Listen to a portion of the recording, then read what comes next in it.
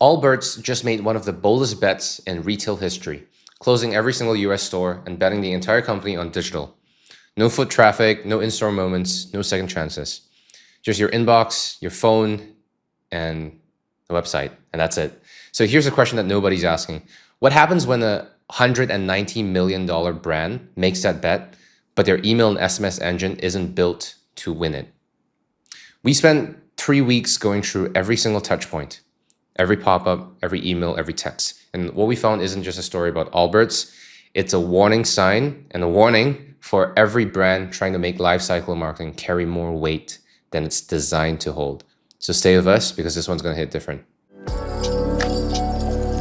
Now, we're kicking things off with Allbirds. If you followed D2C at all in the last decade, or if you've been around, you know this brand. They've basically invented or popularized the sustainable sneaker category. They built a cult following in Silicon Valley. They hit a $4 billion valuation when they went public in 2021. And even after a rough couple of years, they still rank as one of the top D2C brands heading into the new year. Now, here's why this audit matters right now. In January of 2026, Allbirds closed every single full-price store in the US. All of them. The company is going all in on e-commerce, wholesale, and international distribution. They're sitting at roughly $190 million in annual revenue, pulling in around 1.2 million visits a month to the site. They've cut their store count from 45 at peak down to 0 full-price US stores. They're also deep into a turnaround, trimming losses, launching new product lines, and rebuilding around digital. And the last part is what makes this audit so valuable for anyone here running an e-commerce brand. When physical stores exist, email and SMS play pretty much a supporting role. They drive foot traffic, they follow up, and ultimately drive long-term LTV. But when those stores disappear and your website becomes the only owned sales floor that you have, every welcome flow, every cart recovery, every campaign, that's your sales team now. There's no sales associate, no person kind of saving the sale anymore. So the question we're answering today is Allbirds' lifecycle engine built to carry that weight? So let's look at the front door, right? Allbirds fires their pop-up the second the site loads, both on desktop and on mobile. Frankly, structure, pretty solid. It's a 3-step sequence. First, you gotta accept the 15% offer, and then they ask for your phone number at the end. So brand consistent, mobile renders clean, that's good. And they're capturing both channels and both contexts in one flow. Now, quick side note here. We audited Glossier in a previous video. And one of the biggest findings was that they didn't even ask for a phone number at the front door. I'm gonna link that down below the description or at the end as well, if you haven't seen it, because it's a really eye-opening comparison between the two. But the point is that Allbirds is already a step ahead by collecting both email and SMS consent upfront. So structurally, I think they're doing the right thing here.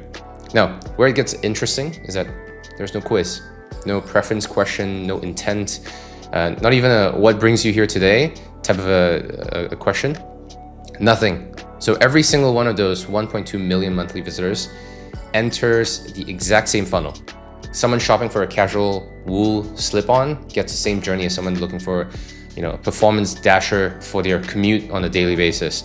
So that's why, here's why that matters more for Allbirds than almost any other brand that we've audited. They're not selling one hero product. They've got many. They've got wool runners, tree dashers, cruisers, slip-ons, an elevated line, a relaxed line, you name it. And they're expanding product lines as well. So the whole strategy is building a shoe closet across different wear occasions. But the pop-up treats every visitor kind of identically. Without even one question at the front door, Lifecycle has no signal to work with. Every email after this point is kind of guesswork. Across the majority of our clients, we push for zero-party data collection inside our pop-up. A quick question, a gamified screen, or really something that turns a subscriber into a participant. When you have store associates, they're kind of just asking you, hey, what are you looking for today? Within 10 seconds of you walking in. They don't have store associates anymore. They don't have salespeople. So the pop-up is really the only kind of interaction sales associate-esque kind of a thing that they've got. And right now it's handing out a coupon and kind of just walking away. A bit of a shame. Now, on a pause here because this gap deserves its own conversation. Allbirds sit in a really unique buying category. They're not a replenishable product. Nobody runs out of sneakers and reorders every 30 days necessarily. They last for, at least a year.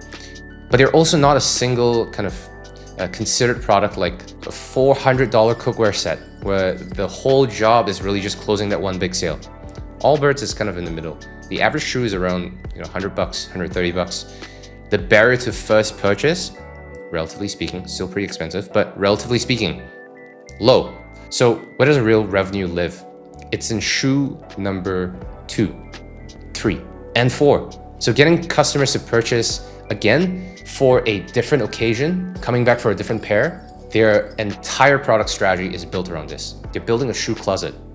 So they've got wool runners for the office, tree dashers for active days, cruisers for weekends, slip-ons for the house, an elevated line for dressier occasions, and a relaxed line for maybe the home. So very distinct product lines, 6 in fact. Yet their pop-up collects an email, a phone number, and nothing else. So zero data on which one of these 6 lines that this person actually cares about from the get-go. Every email that follows is kind of a guess. So what makes this hit harder than what for most brands? Allbirds close every store, no more associates, no more what brings you in today conversations. So pop-up is really the only chance that they get to collect information like that. So when they give away a coupon right out the gate and walking away, it's really pretty much giving away free margins, churning out margins for no reason. We've seen what happens when you don't walk away, right? We ran a test with a prominent instrument retailer out here in Asia Pacific, and actually they're fairly an international business. Decent sized brand, does close to 9 figures a year in revenue. Similar buying psychology. You don't use up a guitar. You buy one for a specific reason and you come back for another instrument or another accessory or a speaker or an amplifier for a different occasion. So when there's a new need that shows up, they come back for the next one. The pop-up that we've built asks one question: what instruments are you most interested in right now? Guitar, bass, keyboards, drum, vocals, production, just one screen. And from that single answer, every flow that follows is tailored. The welcome, recommendations, campaigns, it allows us to segment users based on their primary interest from day one. Now imagine Allbirds doing a very similar thing. One question: what's your day like? With 3 or 4 options. From that single signal, the welcome email shows a different hero product. The browse abandonment flow knows which category matters. The campaigns essentially stop guessing. That's the difference between collecting a name and starting a relationship. So we just talked about what Allbirds is missing at the front door. No data, no segmentation, just a coupon. Let's take a look at what happens when you actually fix that. We ran a test with Kiyoko Beauty, a beauty product retailer out in Canada that tackles the exact same problem. They were in a similar spot, standard kind of enter your email for a discount pop-up, collecting names but not learning anything. We swapped that for a full page gamified experience. Instead of just asking for an email, we opened with a fun question and pushed them into a routine quiz. Standard logic says that adding more steps or taking up the full screen kills your conversions, but the data told us the opposite. In the US, which they operated in as well, signups jumped by 66%, but the real number is the revenue. It shot up by 116%. That's not just more people on lists, that's more people buying and buying with confidence because they felt guided from the first interaction. Now in Canada, homegrown, signups more than doubled. Revenue climbed 81%. More than doubled in signups, 81% growth in revenue. Just a single change. And the reason is super simple. The customers stopped browsing and they started participating the moment that they answer the first question. When they start participating, commitment is way higher and follow through on opting in is way higher as well. So bring that back to Allbirds. Now Kiyoko sells beauty products where the hesitation is which one is right for my skin. Allbirds has the kind of exact same friction but with shoes. Which one is right for my life? Runners for the commute, cruisers for the weekend, etc. Right? One question on pop-up gives Lifecycle a signal to answer just that. Without it, basically sending the same offer to everybody, or the same kind of wool runner email to people that actually wanted a dasher or would be better fit with a dasher. With it, the welcome email, the browse flows and campaigns, everything gets sharper. 1.2 million monthly visits. Even a small lift in conversion from guided buying can be huge, massive revenue number, and they desperately need that right now. Just show you quickly what the A/B test pop-up looks like. I'm going to share the deck at the end of the audit, at the end of the video, so stay tuned.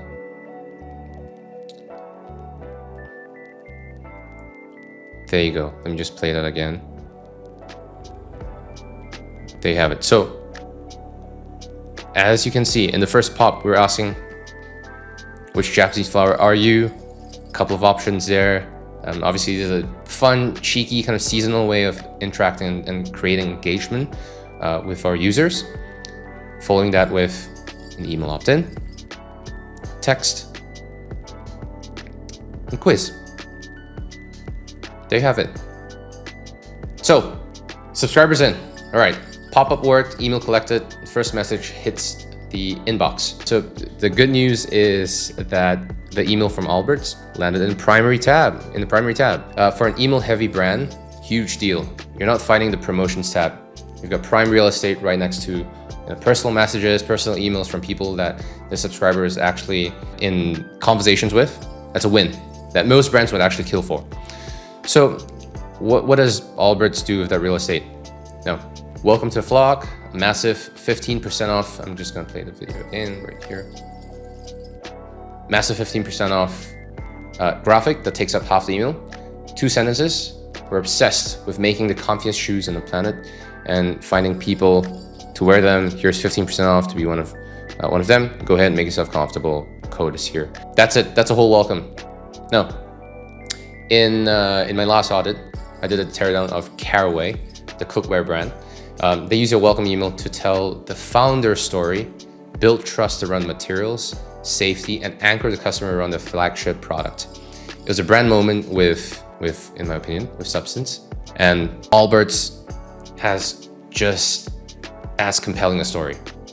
Merino wool, eucalyptus fiber, sugarcane foam, the whole sustainability angle that made them famous in the first place. But none of that shows up here. There's no education on what makes these shoes different, no guidance towards a specific product, no anchoring on kind of their value prop in the first place.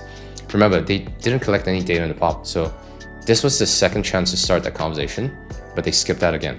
And there's a final kind of detail, but it is telling. The footer of the email still says, find a store near you. With every full price US store closed, when your welcome email is pointing new subscribers to doors that don't exist anymore, it tells you that Lifecycle hasn't been updated yet to kind of match the business reality. The strategy has shifted to digital only, but the email hasn't caught up yet. So, look, the landing in primary is genuinely an advantage, but right now, they're spending that advantage on really just a transaction, a coupon.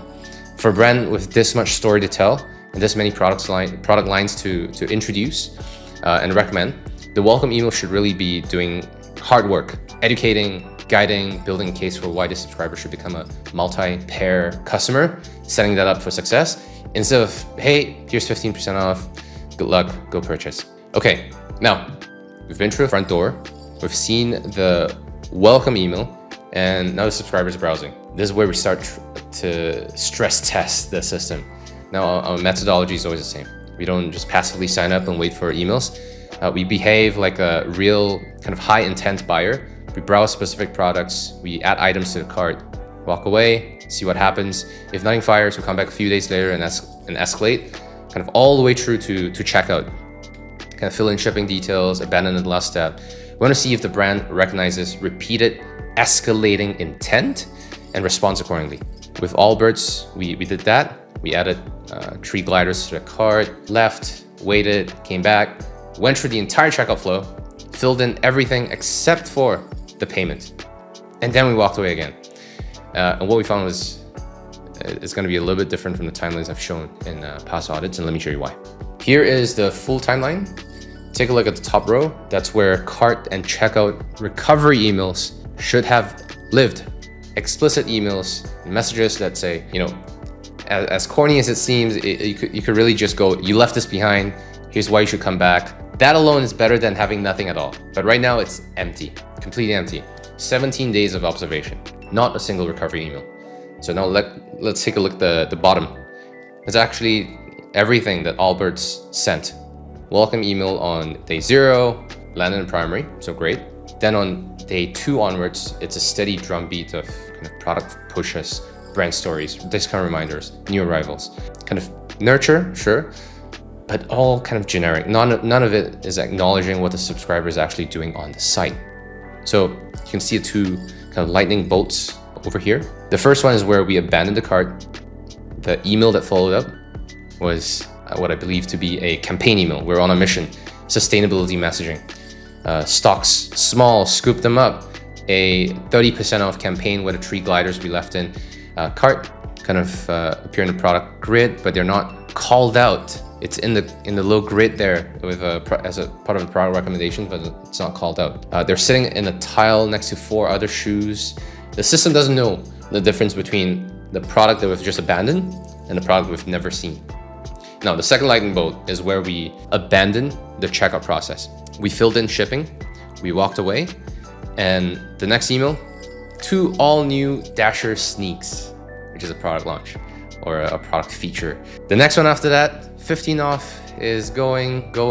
It's a discount expiry, which is probably a part of their welcome series in the first place. Neither one mentions the checkout, neither one links back to the cart, which is the highest intent signal we could ever send. And the system responded with effectively a newsletter and a follow-up from the welcome series. Now, then look at the far right, SMS, 2.5 weeks. We gave them our phone number in the pop-up on day 0, not a single text. Not for the welcome, not for the cart, not for the checkout, not for anything. Obviously, we used a US phone number here. Despite phone submission, nothing. And below that, checkout abandonment, also blank. So in my last audit, I tore down Caraway and we found a messaging traffic jam. Essentially, cart recovery and nurture emails were overlapping, kind of fighting for attention at the same time. Now that's fixable. You kind of untangle the flow, set suppression rules, and prioritize the sale. Allbirds is facing a different problem. There's no traffic jam because there's only one lane. The nurture flow kind of runs on autopilot. Nothing else exists. The system is not recovering and it seems like it's not seeing the opportunity that exists. All right, let's talk about the big one. We saved this for now because we wanted you to see the full picture first. The pop-up collected our phone number. The account creation gave them another touch point. We browsed, carted, checked out, abandoned. We gave Allbirds every green light a subscriber can give. And in 2.5 weeks of tracking, we received no text messages, none. It's completely dark. And I want to be clear about what we did here because we went out of the way. After the pop-up opt-in, we thought maybe account creation would activate something else. So we signed up, verified our email, and kept browsing. Still nothing. We added items to the cart, abandoned, came back days later, went through checkout, filled in shipping, and walked away. At every single stage where SMS should have fired, from welcome to browse abandonment to cart recovery to checkout recovery, silence. 20 days. 10 plus emails, good, somewhat good, but 0 texts. They've built a collection mechanism, got consent, but never turned on the engine. That is a gap. Definitely not a strategic decision there. Now think about what this means for Allbirds specifically. We've got no physical store in the US anymore, no salespeople, no fitting room, no, hey, notice you looking at those, I got some recommendations for you. So the lock screen on the mobile device is the closest thing that they have to a tap on the shoulder, and they're leaving it completely empty. So email is fighting for its life in a crowded inbox. Granted that the first email landed in primary, but some of those subsequent emails have already slipped into promotions. SMS could have bypassed all of that. It hits the lock screen directly, it gets read within minutes, super high open rates, and we've seen exactly what happens when a brand stops leaving that channel vacant. We worked with a brand called Cadenshae, a maternity wear, activewear brand that was in a similar spot. Strong email program, SMS completely untapped. Once we build out their SMS flows alongside email, own channels combined start driving close to half of their total revenue. Not email alone, email and SMS together contributed about 46% of the total revenue. We saw that again with Olivia Jewelry. Similar setup, 8-figure business, great brand, loyal base, but SMS wasn't pulling its weight. We rebuilt their segmentation, layered in SMS into automations and campaigns, and in their peak selling months, SMS revenue 10x'd year over year, outpacing every other channel that we've seen. Not double, not triple, 10 times. Now imagine those numbers applied to a brand that's doing 190 million in annual revenue. with 1.2 million monthly visits, an entire SMS list just sitting there collecting dust. We're not talking about a nice to have. This is a must have. This is a recovery channel, a retention channel, and a revenue channel all in one. Right now it's completely offline for a brand in the middle of a digital only turnaround. It is one of the single biggest levers that they could pull tomorrow or today. Now, one quick thing before we move on. After the pop-up and the welcome email, we want to give Allbirds every possible chance to kind of recover. So we created a full account, right? Diving deeper into that. We figured that maybe that's where personalization actually lives, right? The style profile, shoe preference, something that actually feeds the Lifecycle engine. And here's what we got. A name field, an email, and an address book. That's it. That's it. No phone number field, despite already collecting one in the pop-up. What kind of shoes are you into? No preference center, no order history features, nothing that helps Allbirds learn a single thing more about who this customer is. And I'll compare that to what a brand like Glossier is doing with their membership program. Keychains, community perks, early access drops. Now, Allbirds doesn't need to copy the playbook necessarily in its entirety, but when the account page is this bare and your pop-up has collected no data, had 2 chances to build a customer profile and use kind of neither one. So every touch point after this, in my opinion, is still kind of flying blind. Let's zoom up and take a look at the broader campaign engine. We pulled emails across kind of multiple months, multiple seasons to get a full picture of how Allbirds talks to their list outside of automations. Now I want to start by saying what they got right, because the creative work here is legitimately good, genuinely good. The Valentine's Day campaign with meet cute, feet cute, pretty awesome. And be my soulmate, very nice copywriting. I like that. The holiday select wool collection has a nice premium feel with the tweed and velvet positioning there. The summer cool comfy greens campaign matches products to the mood at hand pretty beautifully. So the creative team definitely knows the brand inside and out, and visually these emails hold up very well against anyone in the D2C space. But here's what you notice when you line them all up kind of side by side. Every single subscriber is getting the same email. New arrivals, full catalog dump, Valentine's, gifts for her, gifts for him, sent to the entire list. Holiday collection, kind of same thing. Summer drop, same thing. There's kind of zero behavioral segmentation visible across any of these campaigns. Nobody who browsed tree runners is getting a targeted follow-up about tree runners and stuff that's relevant to what they've purchased. Nobody who's added to cart a cruiser is hearing about what's new in the cruiser line. Now, and look at how many of these campaigns kind of lean into gifting. Valentine's Day is built entirely around gifts for her, gifts for him, and the holiday campaign says shoes to give and keep. Father's Day gets a whole section. It's a smart angle for footwear, but they never really ask the subscriber whether they're buying for themselves or shopping for someone else. That's also one question to pop up that could potentially completely change which campaign this person sees. Right now, they're pushing gifts for him to someone who might be a guy shopping for himself. It's a guess. There are 2 things that show up in every single email footer here that tell you the same thing. Kind of Lifecycle hasn't really caught up to the business. First, find a store near you. We spoke about that.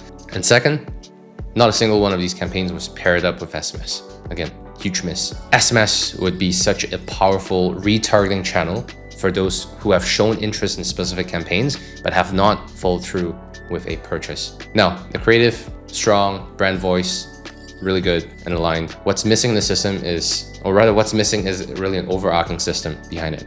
When every subscriber is getting the same broadcast regardless of what they have shown interest in and have taken action on, you're capping your own relevance.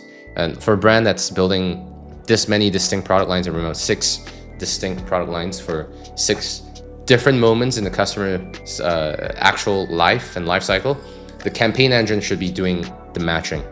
Right now it's just showing the whole catalog and putting the burden on the subscriber and hoping that they figure it out themselves. So let's bring it all together. First gap starts at the front door. Allbirds collects an email and a phone number, but no questions, no preferences, no what are you shopping for, nothing. Very hard to personalize emails and make things relevant downstream if that's all we got. So really one question would change the entire experience downstream. The second finding is the one that stings the most in my opinion. SMS Huge miss. We created an account as well. Browse, carded, abandoned checkout. 2.5 weeks, no text. Channel is built, but consent is also collected, but it's currently completely offline. Third, this one is hard to overstate. There is no cart recovery flow, no checkout recovery flow. Abandonment flows are missing at the moment. This is a structural problem. The recovery lane, as we imagine it, doesn't really exist. And the big picture play that ties in everything together is what I call the closet play. Now, Allbirds isn't a one product brand. They're not trying to sell a pair of shoes. They're trying to replace your entire shoe closet. So the whole strategy is to grow a relationship with a customer over time. That's where real LTV lives. But when the lifecycle engine isn't matching up to drive that progression, and there's also no data on which shoe the customer wants to start with, and no segmentation by wear occasion, the campaign's broadcasting the entire catalog to everyone. The product strategy is saying build a closet, but the email strategy and SMS that doesn't exist right now is saying, here's everything we sell, good luck. So that's a whole teardown, the full Allbirds teardown. If you found this valuable, go check out the Caraway and Glossier audit replace. Link is in the bio down below. They're also in the, what we call our audit playlist on our channel. Completely different brands, completely different buying psychology, but you'll see some of the same patterns showing up in ways that you don't expect. The deck that I used in this audit is available in the comments and in the description. And once you sign up to access it, we'll send you deeper breakdowns, frameworks, specific tactics stemming from our insights and our work, so you can avoid making the same mistakes that these massive brands are making. And honestly, there's a lot to learn from what they're doing right as well. If you want me to audit your brand the same way that we did here, and show you what we would do differently and how we would grow your business, and map out a timeline, give you a roadmap, visit Cadenshae or email me directly at joshua@cadenshae.agency. I'll see you in the next one.